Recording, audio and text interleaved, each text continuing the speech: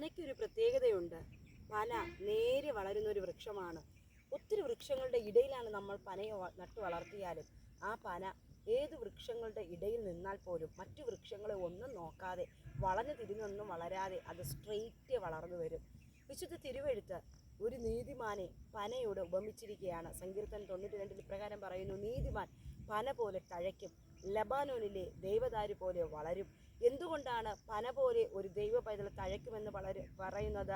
ഏത് പ്രതികൂല സാഹചര്യങ്ങൾ ഒരു ദൈവ പൈതലിൻ്റെ നേരെ കടന്നു വന്നാലും അതൊന്നും ഒരു ദൈവ പൈതലിൻ്റെ ആത്മീക ജീവിതത്തെ തളർത്തിക്കളയുന്നതല്ല.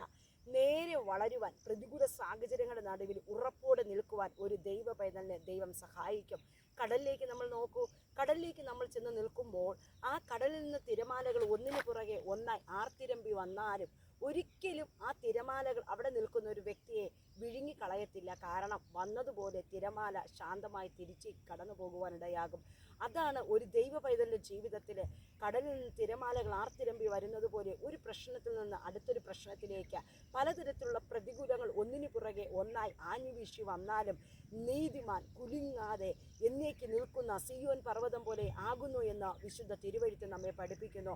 അപ്രകാരം ദൈവത്തിൻ്റെ സന്നിധിയിൽ ഏത് പ്രതികൂലങ്ങളുടെ നടുവിലും കഷ്ടതകളുടെ നടുവിലും തകർന്നു പോകാതെ തളർന്നു പോകാതെ വിശ്വാസത്തിൽ ഉറച്ചു നിൽക്കുവാൻ സർവ്വകൃപാലുവായ ദൈവം നമ്മെ ഏവരും സഹായിക്കട്ടെ എന്ന് ബ്ലസ് ചെയ്തുകൊണ്ട് ഞാൻ എൻ്റെ വാക്കുകൾ ചുരുക്കുന്നു. God bless you.